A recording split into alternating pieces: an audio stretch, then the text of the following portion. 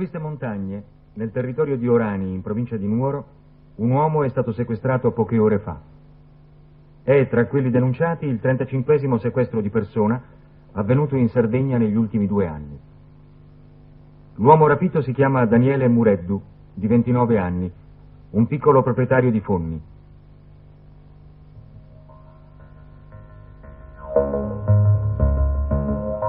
Questo è il suo ovile. Per giungere fin quassù abbiamo percorso quasi 10 chilometri di tratturo sassoso in mezzo al bosco. Daniele Mureddu si trovava qui ieri sera, quando fu assalito da 3 uomini mascherati.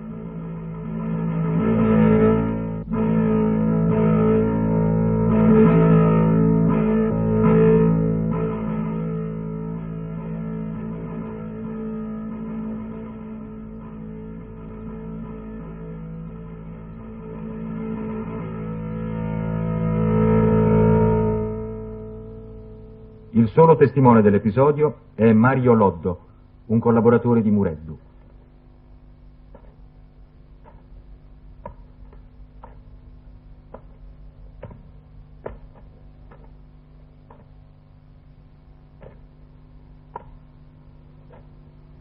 Un uomo è uscito da qui, no? Dal cassone, e veniva lì col mitre spianato, dove eravamo noi sopra del trattore, e diceva: fermi, fermi, scendete, buttatevi per terra, diceva. E poi sono usciti altri 2 dallo spigolo della casa e dicevano: scendete per terra, fermi, buttatevi faccia a terra. E si sono messi intorno di noi del trattore con le armi spianate. E noi siamo scesi per terra e ci siamo buttati faccia a terra, no? Ci hanno chiesto dove era la chiave della casa, se c'erano armi, e ci hanno fatto vedere. Uno è entrato a guardare se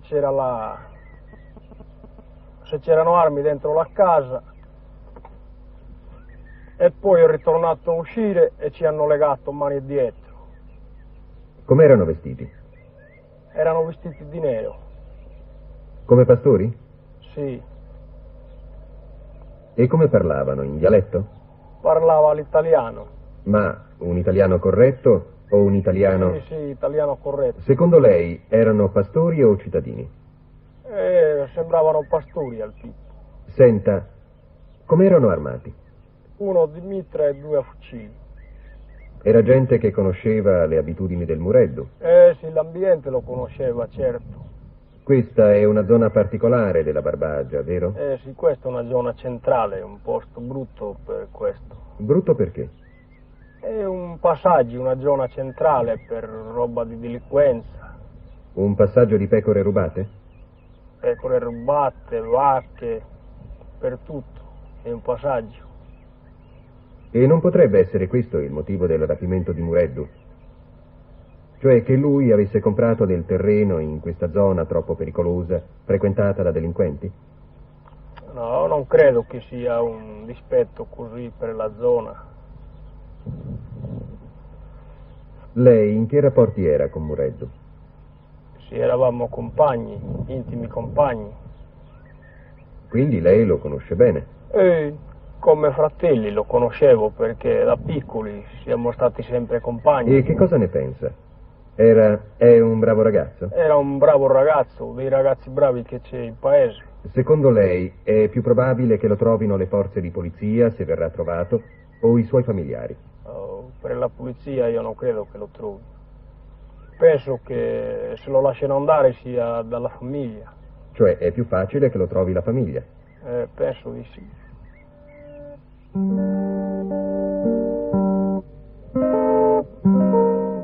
Fonni è un paese di pastori, 5.000 abitanti, 1.000 metri sul livello del mare.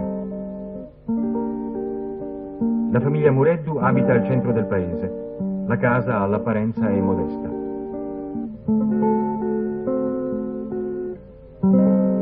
I Mureddu sono stati colpiti 4 anni fa da un'altra tragedia. Giuseppe, fratello di Daniele, fu fermato il 10 marzo 1964 nel corso di indagini su una grave rapina avvenuta a Cuglieri, presso Oristano, e trasferito in carcere. La sera stessa fu trovato agonizzante, con un fazzoletto conficcato in gola.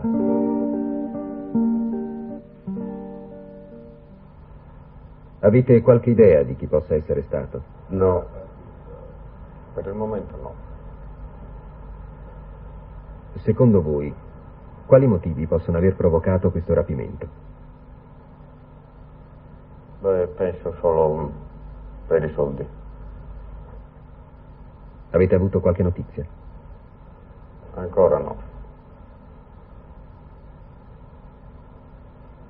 Ma state facendo delle ricerche? Sì. E come le fate queste ricerche? E un po' dappertutto, cercando degli amici sui paesi, sulle campagne.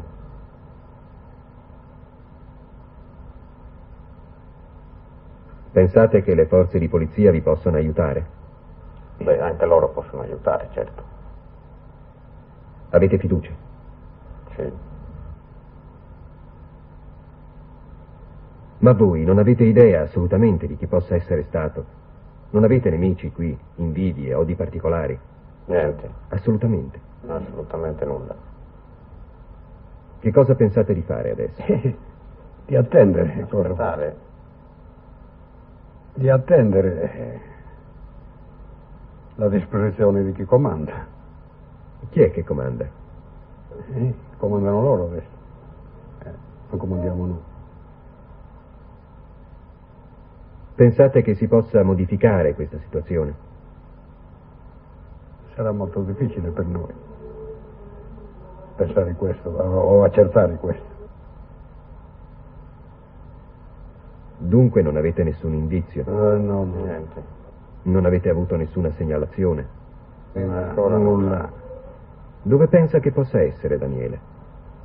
E può essere in campagna come può essere in qualche paese, chi lo sa. Questo è impossibile saperlo. Avete speranza, naturalmente. Sì. E per Ma in questi casi è più efficace l'opera dei familiari o delle forze di lì polizia? non si capisce, guarda. Non si sa di chi può essere più Non si efficace. capisce, e questo sarà un colpo di fortuna sia della polizia sia dei borghesi. Lei ritiene che questi che fanno i sequestri appartengono alla delinquenza sarda tradizionale? Queste cose E chi lo sa? è una domanda a cui non si può dare una risposta, secondo me. Io penso che sia sempre la stessa classe, no? Ma non con certezza, intendiamoci. Perché lo pensa? Perché, non so, siccome adesso bestiame non rubano, si può pensare da quello. Si può pensare, ma non è certo. E anche questa è una forma di furto. Pensano così forse loro, non lo so.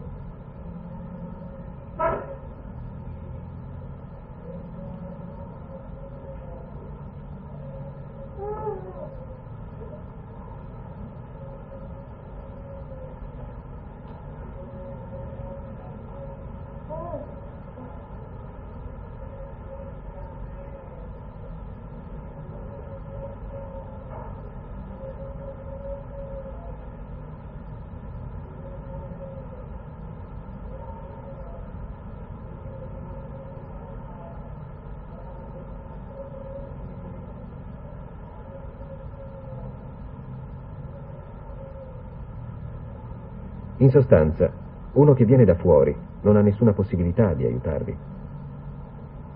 Uno che viene da fuori Uno come medico. può aiutare anche lei. E in che modo? In che modo quello lo può sapere soltanto lei. In che modo ci può aiutare?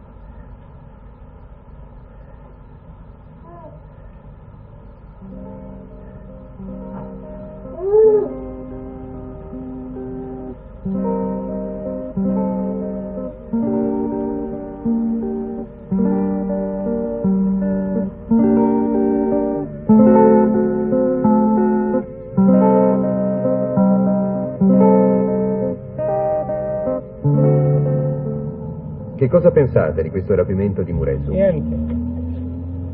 Lei non ha idea di chi possa essere stato? Nulla. Proprio nessuna idea? Nulla. Come nulla? Come nulla? Ma i Mureddu sono una famiglia ricca? No, povera. E allora cos'è? Vendetta, estorsione? No, non è vendetta. Estorsione? Sì. Ma se è una famiglia povera, che cosa possono pretendere? Lo sanno loro che cosa possono prendere. Se non ce l'hanno, non ce li danno. Lo stanno cercando adesso, vero? Adesso sì. Stanno cercando. Chi è che lo sta cercando? La polizia. Solo la polizia? Sì. E anche. I familiari? Sì. E i familiari cosa fanno? Dove si rivolgono? Dove si rivolgono? Non lo sanno. Vanno a casa? Sì, vanno a casa con tutti. Tutti. Senta, ma non avete un po' di paura qui voi? E perché? Perché se incominciano a sequestrare anche chi non ha soldi? Ne rimangono ancora, è grande pugni. Ma se questo Mureddu non aveva quattrini e l'hanno sequestrato, come si spiega? Ma se l'hanno sequestrato non ce l'hanno, non ce li danno quello. Non ce l'hanno, non ce li danno lo stesso. È uno sbaglio allora? Sì. Lei cosa pensa? Io penso per poco quello che sta dicendo lui stesso, perché la gente non sa se è per estorsione o sia per vendetta. La gente non era per vendetta perché è una famiglia, una famiglia per bene. Per bene. Non era per vendetta. E chi può essere stato? Non lo sanno quello. Lo sapevano forse. Forse? Ce lo sapevano, l'avevano trovato, ma non lo sanno perché. Perché? Perché non lo sanno. Lei ha idea di chi possa essere stato? Come facciamo? Noi siamo in paese, quasi sempre. Io faccio, non so, attività in paese, no? Non può essere stato uno del paese? Questo lo saprà soltanto lui. Lei cosa pensa delle forze di polizia? Che funzionano bene, che sono efficienti? Beh, io penso che la polizia sia un po' organizzata, solo che dovrebbe avere la nostra collaborazione, il che non è da tutti che l'ha. È proprio per questo motivo, perché quando si vede una persona dare la collaborazione alla polizia si pensa che quello sia, come si dice da queste parti, un ruffiano, un ricattatore. Se le rubassero le sue pecore, cosa farebbe? Io mi prendevo il fucile. Cioè, non denuncerebbe il furto? No, perché la legge non è buona, non c'è la legge. Si vede poco la legge, sapete? Ci vede poco? Vede poco. E quindi preferisce fare da solo? Sì, da solo. Se lei sapesse qualche cosa, si rivolgerebbe alle forze di polizia? Qui è un mistero. Farei tutto il possibile per aiutare perché è un nostro compare, un nostro compaesano e via dicendo. È difficile anche rispondere in queste cose. C'è molta gente magari potrebbe parlare, non dico proprio per questo caso che è successo a Funi, ma anche per altri casi, solo che si ha troppa paura, quindi non è molto facile parlare. Magari si parla fra paesani, fra amici, e anche la polizia qualcosa arriva a saperla, ma non può agire in quanto si ha paura delle rappresaglie, si ha paura delle rappresaglie. Ci sono stati già dei sequestri in passato qui? Sì, parecchio sono stati. Era tutta gente ricca? Insomma, è gente che ha bestiame, terreni, ma soldi chi lo sa se ce ne hanno. Ritiene che ci sia un legame tra il sequestro di persona e i reati tradizionali come il furto di bestiame? Sì, forse c'è anche un legame, in quanto prima magari si rubavano 100-200 pecore ed era molto difficile nasconderle. Oggi invece si sequestra una persona e dove ieri ci stava una pecora, oggi ci possono nascondere una persona ed è molto facile. Questa è la Barbagia, la regione che gli antichi romani chiamarono Barbaria, la terra dei barbari. 100.000 ettari di bosco e di pietre. Dall'alto il paesaggio sembra il prodotto di uno sfacelo geologico.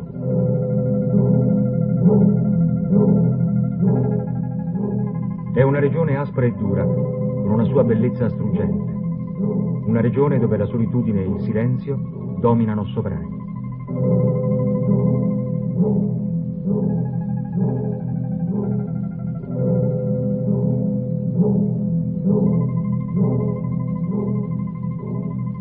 Si percorrono decine e decine di chilometri senza fare un incontro, immersi in un paesaggio dove a enormi incombenti speroni di roccia si susseguono macchie di lentisco, boschi di lecci e di querce.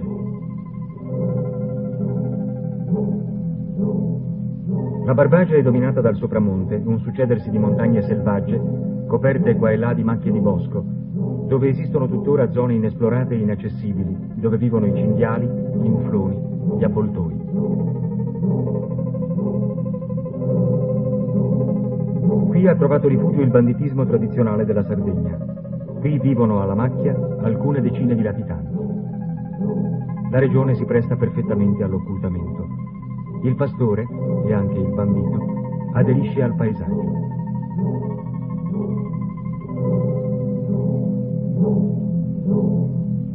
Dall'alto gli stessi ovili sono difficilmente individuabili.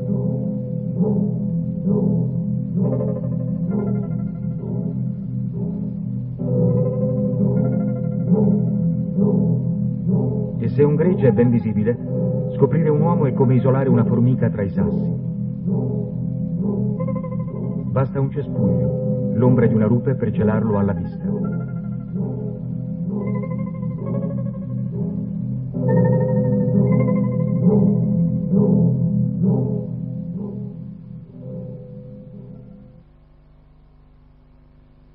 Sopra Ollolai, a meno di 1 chilometro in linea d'aria dal paese, si apre uno dei luoghi più caratteristici della Barbagia. Una vallata fosca, un sovrapporsi di massi enormi, un cataclisma cosmico. Gli abitanti di Ollolai la chiamano la Valle di Dite.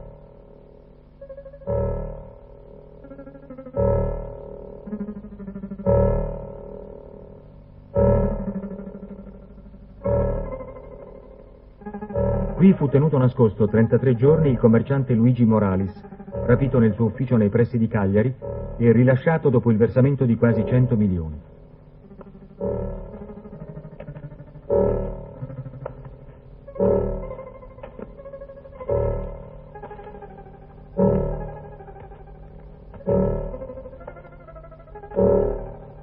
Questa è la grotta che ospitò Moralis. Vi siamo giunti dopo quasi un'ora di cammino arrampicandoci tra le rocce. Ci sono ancora le frasche che servirono a Moralis da giaciglio.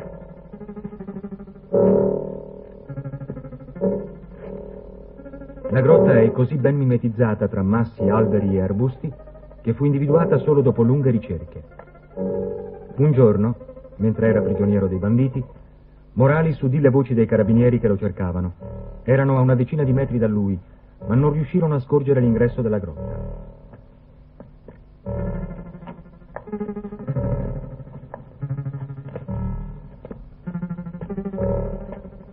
In tutti i casi di sequestro di persona, le forze di polizia si sono trovate di fronte a ostacoli ambientali pressoché insormontabili.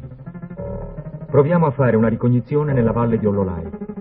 Centinaia di fenditure si aprono tra i macigni, spesso macchie di felci e di lentisco ne chiudono l'accesso.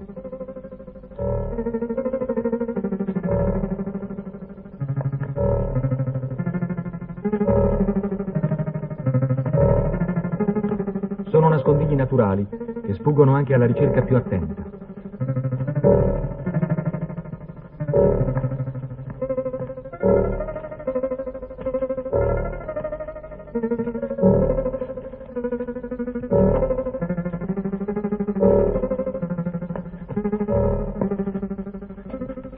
Per 33 giorni Moralis è vissuto qui, sorvegliato da 1 o 2 uomini mascherati. Gli abitanti di Ollolai non ne hanno saputo nulla. Chi non conosce perfettamente questa zona si trova invischiato in un dedalo di cunicoli, strapiombi, fessure di cui non si scorge il fondo. Questa natura selvaggia, apocalittica, ambigua, si ripete in Barbagia per chilometri e chilometri.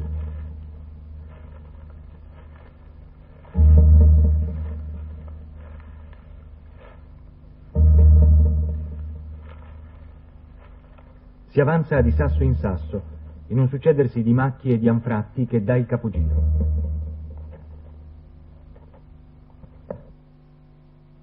C'è un uomo tra queste pietre? E se c'è, come trovarlo? Quale grotta scegliere tra le centinaia che costellano la valle?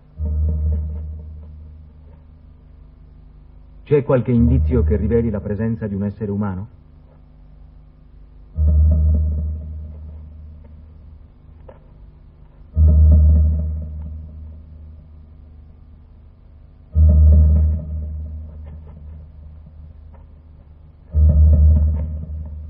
Quest'uomo è il dottor Ennio Papandrea, veterinario di Bortigali, trattenuto per 7 giorni in una grotta nei pressi di Olzai, insieme col medico condotto Domenico Canetto, e rilasciato dopo il versamento di 13 milioni. La grotta dove lei è stato ospitato era uguale a questa? Beh, era molto più grande di questa. Poi era pianeggiante, non c'aveva un masso come questo. Allora lei ha potuto vederla? Beh, vederla fino a un certo punto, perché ero bendato, sempre bendato con questa benda. Secondo lei, chi erano questi che l'hanno sequestrata? Erano pastori, cittadini? Beh, secondo me erano dei banditi veramente professionisti, ecco. E indubbiamente provenivano dal campo pastorale, insomma. In origine dovevano essere pastori, ecco, ma che siano, che facciano i pastori tutto l'anno, no. Io penso che ci siano degli elementi che si siano dedicati esclusivamente a queste imprese delittuose, ecco. Da cosa deduce che erano pastori? Lo deduco perché anzitutto, che siano pastori, dico che è gente che proviene dal campo del pastore, insomma, dalla vita del pastore, ecco.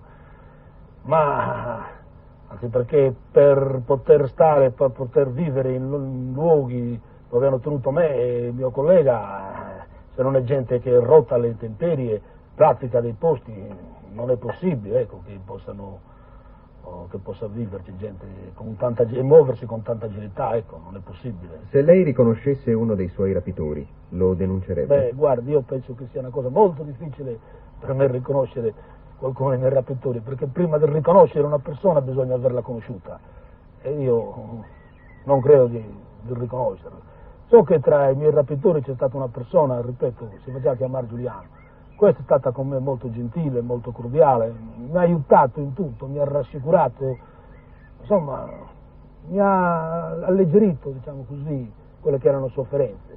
Ora io non ho rancore per questa persona. Se domani dovesse essere individuata, sicuramente non mi costituirei parte civile nei suoi confronti, proprio perché sono stato trattato molto umanamente. È una cosa che quasi sarebbe un controsenso, ecco. Però in quella vicenda, ripeto, è stata cortese con me, io non me la sento di infierire, ecco. Ma io voglio fare solo un'ipotesi, così, fittizia. Se lei riconoscesse uno dei suoi rapitori, lo denuncerebbe? Ma ripeto, come si fa a riconoscere? Ma io le faccio solo un'ipotesi, così, puramente teorica.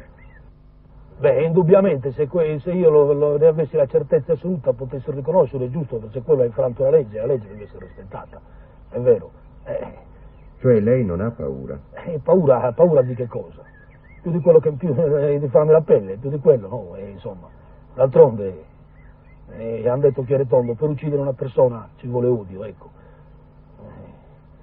Come si fa ad aver paura e anche a non averne in queste circostanze? È una parola, bisogna pensarci, ecco, siamo così, però, ripeto, io non posso riconoscere nessuno, perché è impossibile, perché non ho visto in faccia nessuno se non con la maschera, è impossibile poter individuare una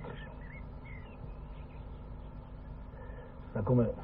Lei come interpreta questo fenomeno del sequestro di persona?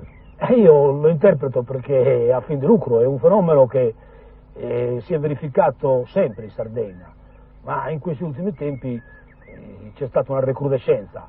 Ora, io penso che veramente sia anche un fenomeno collegato anche all'abigeato, e perché? Perché qui si è sempre rubato del bestiame in Sardegna. Ora, i tempi sono cambiati, prima una vacca, 2 vacche, un gregge di pecore poteva dare un utile, diciamo così, di una certa entità.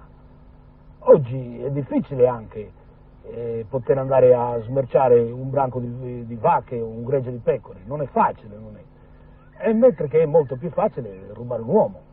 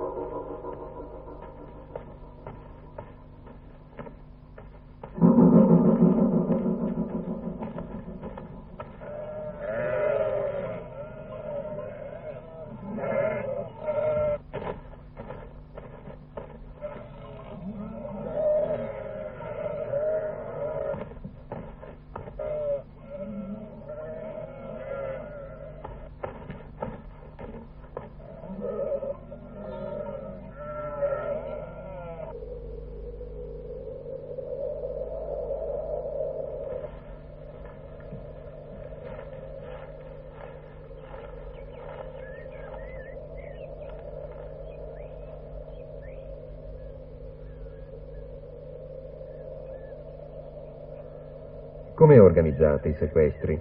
C'è una banda fissa? Sono sequestrati da uno, gli viene in testa uno e cerca gli altri compagni, 5, 6, quello che occorrono.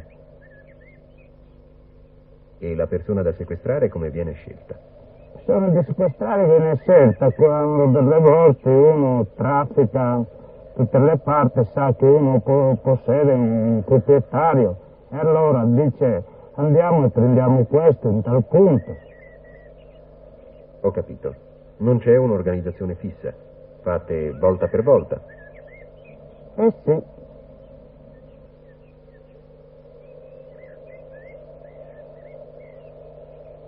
Il sequestro lo fate con lo stesso sistema del furto delle pecore? Sì, no, prende più fatica a fare un furto che non a fare un sequestro, perché facendo il furto, prendendo un gregge, sono molti da camminare, mentre prendendo un sequestro, prende un uomo e camminano soltanto in 3-4. È più facile nasconderlo. E riesce più facile a nascondere. E si prendono più quattrini? Sì.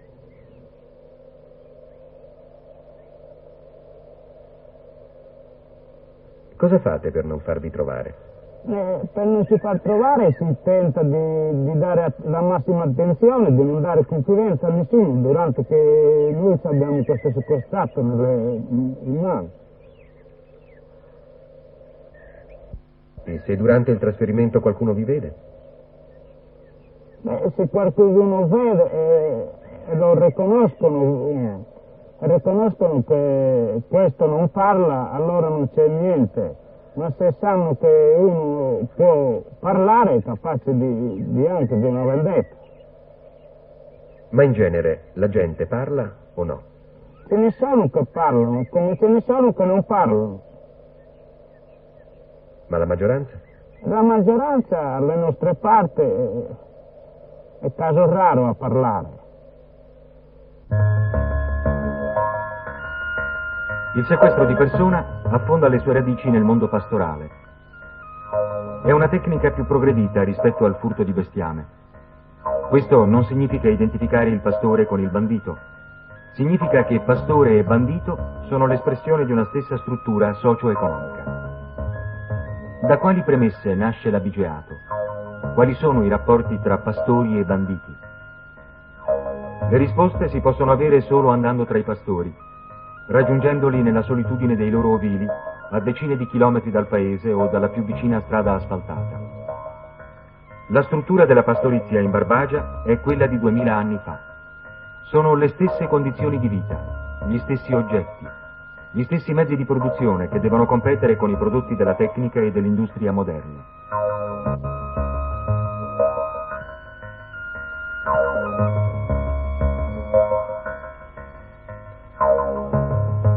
L'insicurezza, la precarietà sono le costanti della vita del pastore. Basta la siccità, un'epidemia, per ridurlo alla fame. In queste condizioni di esistenza quasi ferina, l'etica del pastore è un'etica naturalistica. È l'etica della sopravvivenza. Solo l'uomo forte e abile indurito dalle intemperie e dalle difficoltà, può cavarsela e progredire.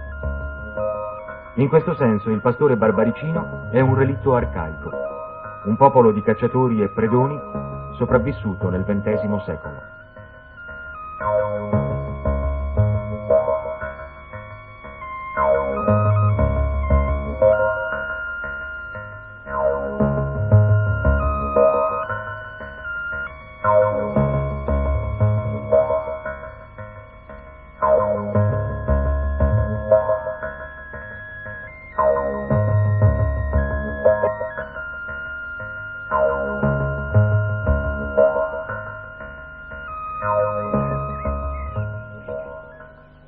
Questo è un po' un luogo di passaggio, vero? Sì, dove sono io non è che sia un luogo di passaggio, ma ne passano pure.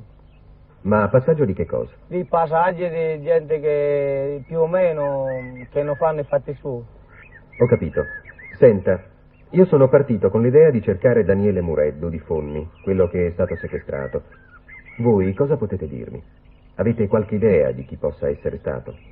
Questo Mureddu per noi non possiamo rispondere niente, siccome è un bravo, sappiamo alla voce pubblica che è un bravo ragazzo, che era uno che non era un possidente. Comunque non si sanno le ragioni, qualche ragione ci sarà, ma non era un ragazzo di fargli del male. Anche lei pensa così? Sì, anche io penso così. Perché non è un uomo ricco di poterlo prendere nemmeno per sordi. Non ha fatto del male. Boh, non lo so perché che cosa l'abbiano preso. Era buon voluto da tutti. Era buon voluto da tutti, ma chi lo sa, qualcuno ci può essere anche. Ma se fosse in questa zona, voi lo sapreste, no? No, in questa zona neanche vicino ci è passato. Non ci è passato, no. Facciamo un'ipotesi puramente teorica. Se passassero degli uomini con un sequestrato, voi cosa fareste? Lo controlliamo. Ma li denuncereste? Sì, se c'è bisogno lo denunziamo, senz'altro lo dobbiamo se è qualche persona che ci urgi. Lo denunziamo, si denuncia subito alle autorità. Mi dica la verità, cosa fareste? Lo denunciamo. Non è vero. Siamo i carabinieri, andiamo all'antifisa e portiamo i carabinieri. E lei cosa farebbe? Lo stesso. Anche io lo stesso. Senta, qui avvengono ancora furti di bestiame? Sì, in questa zona che sono io ne sono venuti entro 6 mesi 5 o 6 di furti. A me mi hanno rubato 60 pecore l'11 di maggio, la quale che queste pecore in parte ne ho ricavate. Come ha fatto a ritrovarle? Mi sono impegnato con i miei parenti, amici, e ci siamo recati da amici militari, amici che si conoscono nei lavori e che veramente hanno fatto di tutto per individuare dove era questo bestiame in possesso. Nel caso che le sequestrassero un suo parente, cosa farebbe? Io lo cercherei a 1000 volte di un gruppo di bestiame. Non mi fermerei mai per cercare un mio parente, un mio familiare. E lo troverebbe? Beh, io mi auguro di sì. Perché voi lo trovereste, il vostro familiare? Perché se uno che si impegna tra amici e che si trova degli amici. Abbiamo delle amiche che ci galantiscono. Le persone oneste, intendiamoci. Che differenza c'è, secondo voi, tra furti di bestiame e sequestro di persona? C'è una cosa molto strana, perché il sequestro di persona è una cosa che non si può veramente lasciare passare. Il furto di bestiame, più che altro, noi molte volte lasciamo passare. Si trovano e lasciamo correre. Non è sempre che andiamo neanche alla giustizia a informarci. Non è una cosa offensiva come di prendere un uomo, perché un uomo è sempre un uomo. Quindi per voi un furto non è una cosa grave? Sì, è grave, ci sono dei danni, ma non è una cosa di formare una disamistà. Non si può formare una disamistà, ma per un sequestro noi siamo capaci di ammazzare altre persone. Facciamo un'altra ipotesi. Se lei vedesse passare uno con del bestiame rubato, cosa farebbe? lo vado, se mi fanno avvicinare, vado e lo rincontro e tenterò di individuare da dove viene, da dove non viene, chi è, chi non è. Poi non so come che si risponde, se è rubato o no. Certo io guardo Può le essere mie. anche una vendetta. E noi non c'entriamo con le vendette degli altri. Non volevamo fare delle spie a nessuno. Perché le spie non l'ha voluto nemmeno Dio. Quindi se il bestiame è stato rubato ad altri, a voi non interessa? Sì, ci interessa. Ci interessa, se è di qualche amico, se è di qualche parente. Anche se di qualsiasi sia, noi lo dobbiamo controllare. Poi quello può rispondere che non è rubato il bestiame, siamo obbligati a lasciarlo passare. Sì. Cioè, se lei si accorge che il bestiame rubato è quello di un suo parente, lei interviene, no? Certo che intervengo e ce lo faccio lasciare, e se quest'uomo non rimane, lo faccio rimanere come una pecora stesso. Come? Ma arrangerei, no? Perché si ruba? Per bisogno? Per bisogno, va a rubare, per bisogno. Allora non è grave. Perché i tempi sono critici. Non è grave, no? Non è grave, è per quello che non è grave. Andare a rubare non è grave. Io per mi lasciare a vergognare di morire della fame, allora faccio quello che non posso fare. Ecco com'è. Ma c'è anche della gente che non ruba per bisogno. Questi chi sono? No. Quelli sono parabutti. Oggi per il fatto di bestiame non Ma io è credo che che senza bisogno, che non ci va nessuno a rubare. Se le rubano del bestiame, lei lo denuncia o no? Sì, perché non lo denuncio? Dal primo momento lo denuncio. Una volta che le hanno rubato il bestiame, però, è convinto che siano le forze di polizia a trovarlo, oppure no? No, io dei carabinieri non mi sono mai fidato che hanno... Non li trovano mai. No, anche loro vanno tutta le preoccupazioni sulla volontà. Certo che la giustizia avrà sempre l'intenzione di trovarli, ma purtroppo fino ad oggi il bestiame l'hanno trovato chi ne aveva interesse, il padrone. Adesso che siamo in confidenza, vi rifaccio la domanda di prima. Dunque, se voi vedeste passare degli uomini con un sequestrato, li denuncereste? Noi, sì, il fatto dipende anche così, che se io sono il bestiame, non parlo del mio bestiame, anche vedo passare questa gente, volendo anche denunziare, io non abbandono il mio bestiame, il mio gregge, non lo abbandono, perché il mio dovere ce l'ho davanti, ma io non posso andare a prendere quelli, lascia andare, può dare il 60% di lasciarli andare. E non avreste paura della vendetta nel caso che li denunciaste? E si possono fare anche delle confidenze anche senza di nascosto, si può fare, una confidenza alla giustizia si può fare, se c'è bisogno, si può fare anche che non ne sa nessuno, ma comunque uno non può abbandonare il suo lavoro per andare per dire adesso ci sono 8-10 km andare lì. Riesci ad andare, io non c'ho mezzo, per andare a avvisare dei carabinieri, io non posso lasciare il mio, perché viene l'ora di murgere, per secondo come quando passa. Di fare il lavoro mio, penso di fare il lavoro mio, perché io il lavoro ce l'ho davanti. Che opinione avete di questa gente che fa i sequestri?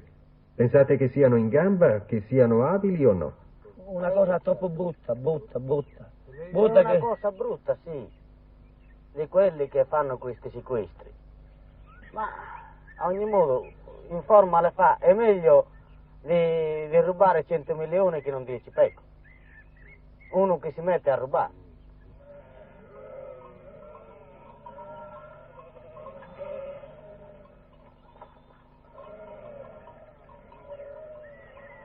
Lei ha sentito parlare di Mureddu, quello di Fondi? Mi sembra sì, l'ho sentito di quello, sì. L'ho sentito. Cosa ne pensa?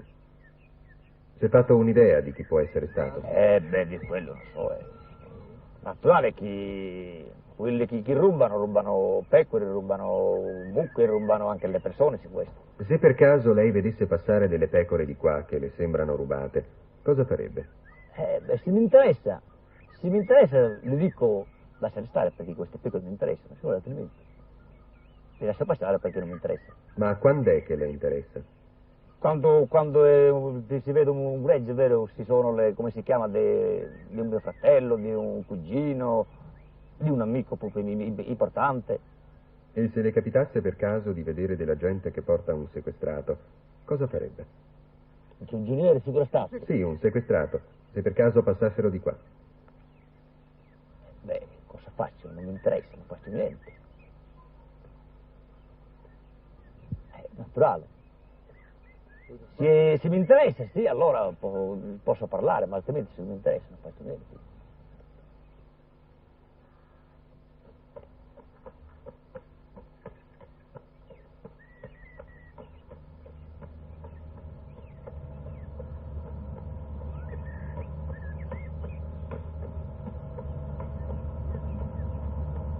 Ha sentito parlare di Daniele Mureddu, quello che è stato sequestrato?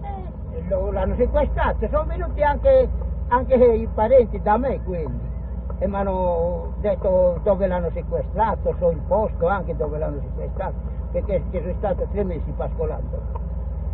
E hanno detto che è un bravo giovane. Lei non ha potuto aiutare i parenti?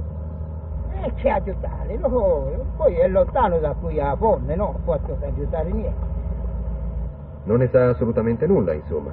Niente, chissà di quelle cose, io non sono dedicato a fare di quelle cose. E poi, anche che se ne sappia, che uno che lo sa, che sa di quelle cose, tenta di allontanarsi, perché la tranquillità è meglio di tutte quante le altre cose. Non c'è soldi, che paga la tranquillità. È così.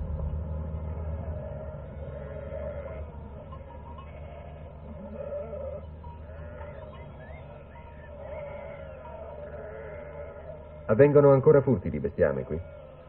Ma i furti di bestiame non si verificano più qui, no. Il furto di bestiame non si verifica pochissimo, non ci si tocca. I furti di bestiame avvengono qualora ci sono degli urti tra paese e paese, ragazzate, però i furti sono completamente spariti in Sardegna, almeno nella mia zona. Comunque voi non lo considerate un fatto grave? Non è un fatto grave, no. Il furto, almeno che non le portino via tutto, no? Ma per andare via una pecora, 2, non è un furto questo qui. Purtroppo, qualche volta, anch'io se mi capita qualche porcetto lo piglio. Ma prima li piglio dai miei, se ce n'ho.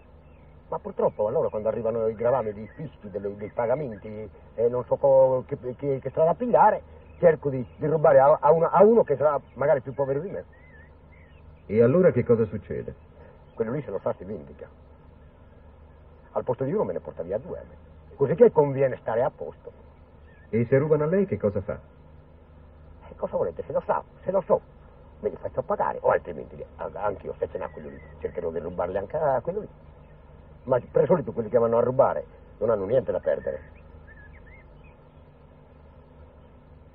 Mi dica la sua opinione. Lei crede che quelli che fanno i sequestri siano gli stessi che un tempo rubavano le pecore? No. Chi fa i sequestri? E chi lo sa, Uzzieri o Assassini alla vostra città? Io non ci sono mai passato, ci sarà lo zampino lì. Cosa volete che noi pastori? Se sappiamo, sì, andare a cercare una pecora da uno video all'altro, ma attraversare Puglia con le macchine, avere tante comodità, tenere dei sequestrati, io non lo ammetto affatto. C'è lo zampino sempre di qualche persona intellettuale o di qualche vicino di casa, ma i pastori no, i pastori non ci arrivano a quella. I pastori ci arrivano a certe cosette perché sono costretti dal bisogno, dalla miseria, dalla fame, perché vorrebbero rialzarsi anche loro, no? Al posto di andare con l'asinello io sarebbe stato possibile di aver comprato la macchina. Ma quando i banditi sono in campagna hanno l'aiuto dei pastori, no? Ah, volete dire perché i pastori devono tenere l'omertà? Sarebbe stato bello allora ogni volta che vede qualche piccola cosa di andare a raccontare. E allora c'ha l'urto dei carabinieri e l'urto di quegli altri. Ma questo non succede da noi, perché non è omertà per poter nascondere il furto, no? Questa è serietà. Lei si fa i suoi di fatti, io mi faccio i miei. Quindi, se lei vedesse passare dei banditi con un sequestrato, cosa farebbe? Non farebbe nulla? Reagire? Sì, ci voglio proprio io. Prima di tutto che non si fanno vedere. Poi mi fanno abbassare il capo, perché c'hanno tutto a posto, c'hanno cuore, gambe e altra cosa pure. Cosa volete che io vada davanti? Ma neanche per sogno. Ai carabinieri gli vado incontro, sì. Ma se vedo i banditi io scappo. Da me non ce ne passa, ma se per caso succedesse, Dai carabinieri gli vado incontro, tutt'al più posso pigliare una contravvenzione se non sono in regola, perché non siamo mai in regola. Mi faranno la contravvenzione, ma se vado incontro ai banditi, Dio ne scampi. Altro che carabinieri sono quelli lì quando hanno la maschera.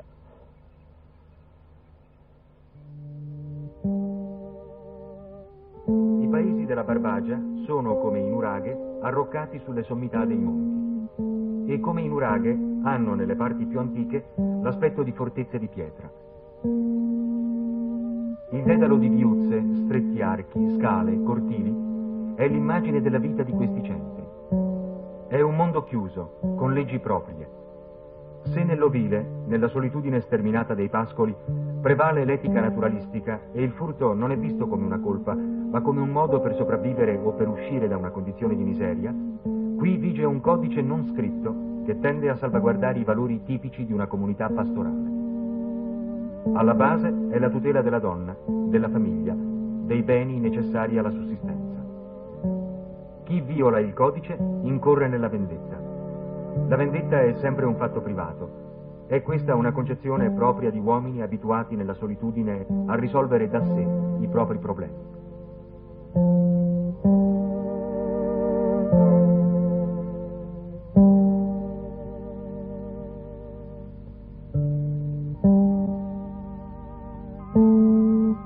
Paesi come Orune, Orgosolo, sono la testimonianza drammatica del conflitto tra il codice locale e la legge dello Stato.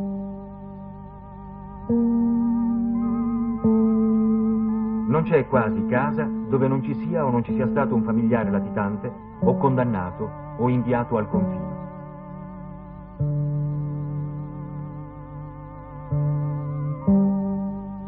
La Barbagia subisce le conseguenze dello scontro continuo con uno Stato in cui non è riuscita mai a integrarsi.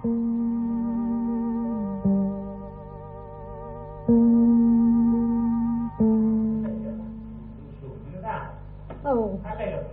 Ma ascolta, mi sono dentro paccare uno e se Senta, se le fanno un'offesa, lei vuole che l'uomo vendichi questa offesa? Beh, se secondo l'offesa che ci hanno fatto, io voglio che il mio marito o mio fratello sia di dare una propria offesa. Quando è che un uomo viene considerato un valente?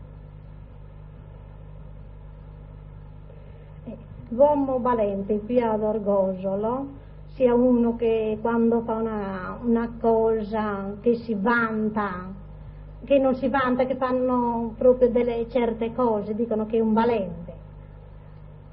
Ma anche uno che ruba e riesce a scappare alla giustizia è un valente? Sì, quello che ruba e riesce sempre a scappare dalla giustizia è un valente per il nostro paese. Se le forze di polizia venissero a cercare un suo parente, lei cosa direbbe? Gli direbbe dov'è o no? Io se viene la polizia mi dico che no, che qui non c'è, non lo so neppure dove sia. E perché? Perché lo dico? Sì. Perché non lo so, devo dire così io. Devo dire così io, ha risposto la donna. Ma c'è qualcuno in paese che per la sua funzione, il suo prestigio, può sottrarsi alla legge del silenzio? Il sindaco di Orune. Se la popolazione venisse a sapere che il sindaco partecipa attivamente, anche in via segreta, a collaborare con la polizia in un'indagine di rintracciare il delinquente, eccetera, quel sindaco potrebbe correre dei pericoli, ossia viene considerato come una spia della polizia, non più come un amministratore. Loro vedono il sindaco soltanto come uno che deve risolvere i problemi sotto l'aspetto sociale, sotto l'aspetto amministrativo, ma senza compromettersi con quelli che sono gli interventi a carattere poliziesco, a carattere giudiziario. Se ne deve restare al di fuori. Il parroco di Fondi. Padre, lei riceve delle confidenze? Generalmente, noi siamo molto delicati nel nostro campo, quindi come parroci siamo molto delicati. Sappiamo anche che non dobbiamo insistere molto, e che perché una confidenza se è spontanea, allora una confidenza non è spontanea, ecco, non è più una confidenza, è quasi un'imposizione. Se lei potesse avvicinare i banditi, lo farebbe? Sì, come sacerdote sì. Lei pensa che esista la possibilità di mettersi in contatto con i rapitori? No, questo non lo posso mai avere, manco lo immagino. Sì, perché stanno molto lontani da noi, ecco, dal sacerdote come tale stanno molto lontani.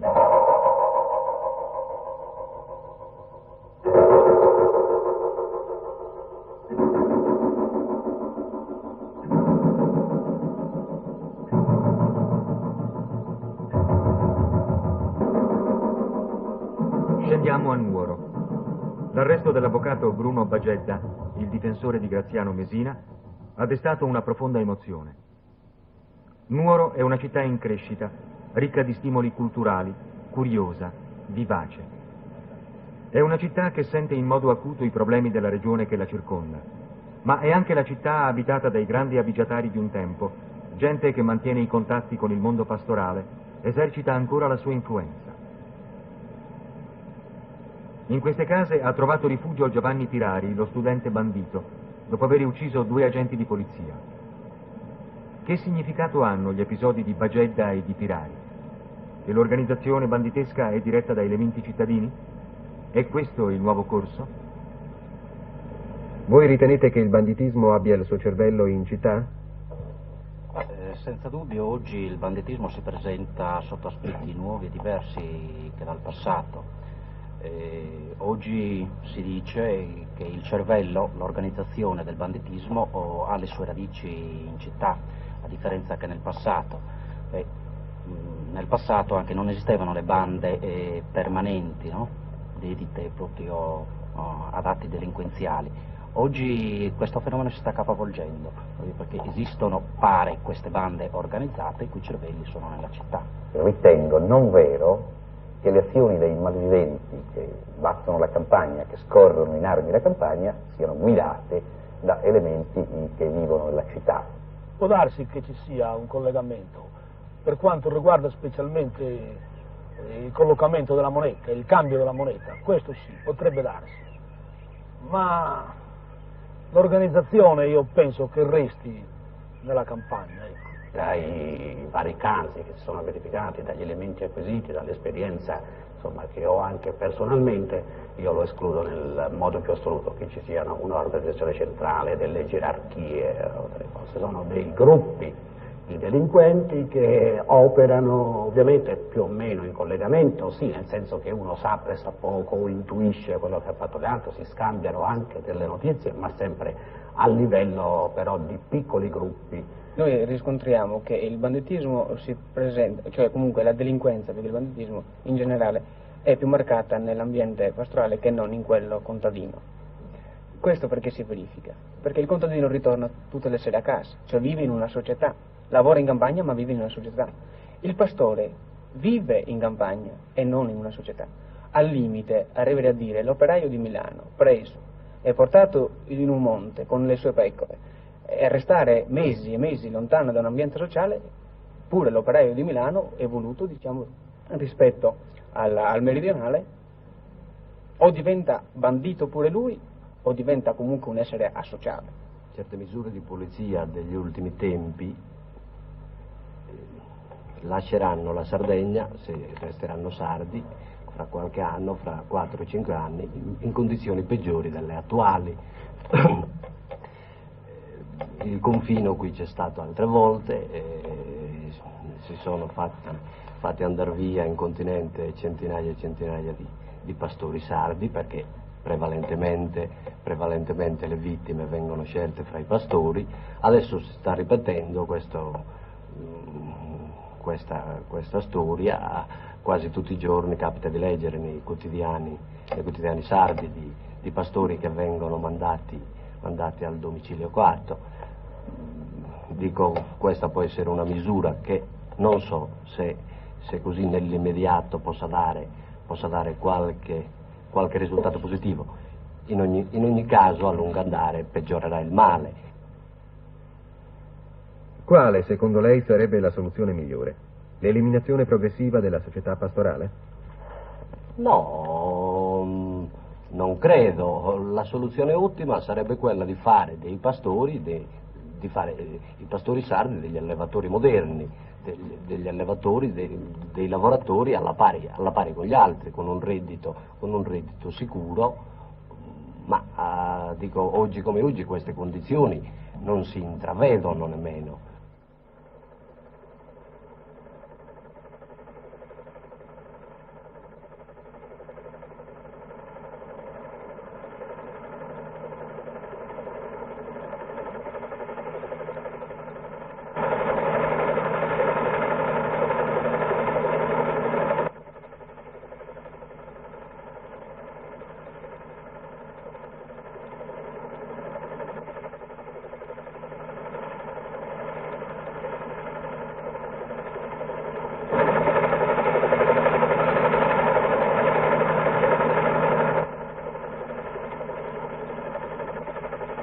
Duecento uomini tra carabinieri e baschi blu, coadiuvati da elicotteri e da pattuglie di unità cinofile, compiono un vasto rastrellamento nella zona tra Fonni e Orgosolo. Reparti di carabinieri elitrasportati scendono sul monte Lenardeddu.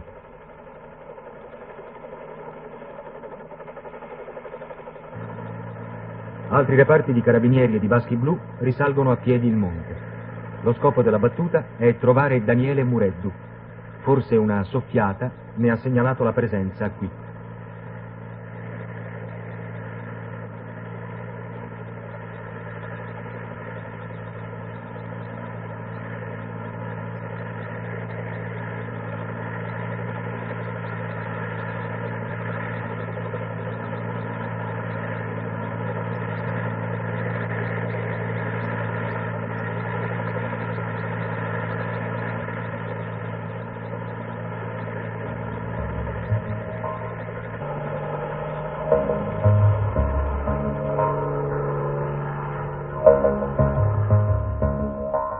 Lo Stato impegna in Barbagia forze imponenti.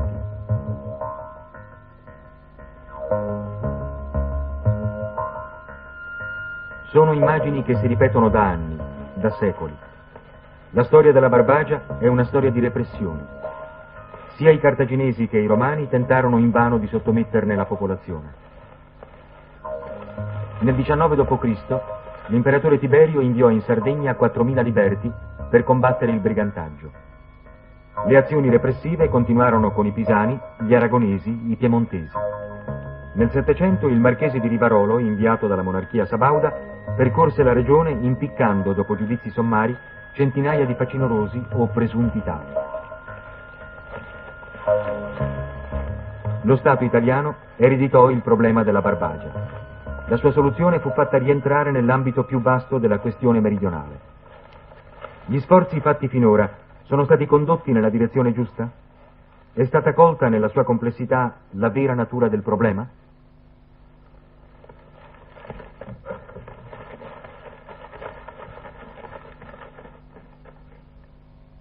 Il banditismo viene dalla miseria, da essere il popolo male addestrato, perché chi comanda, chi può fare del bene, non ne fa bene. Bisogna di aiutarlo senza andare a fare il bandito.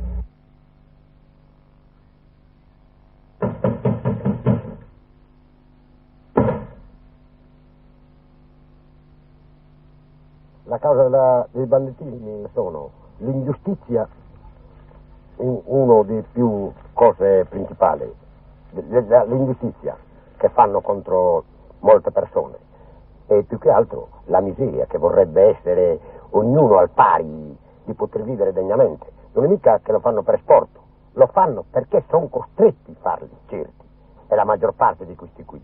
Una parte per la miseria, una parte per le ingiustizie e per non essere capiti. Il rastrellamento non ha dato esito. Eravamo convinti di trovare Mureddu vivo o morto, ci dirà il giorno dopo il questore di Nuoro.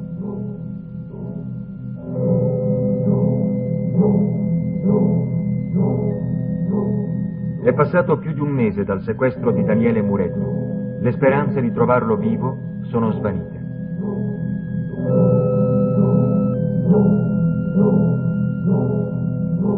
Lasciamo la Barbagia. Perché è stato rapito Daniele Mureddu? Per vendetta? Perché era stato testimone magari involontario di un crimine? Perché aveva comperato un terreno in una zona che scotta? Forse non lo sapremo mai.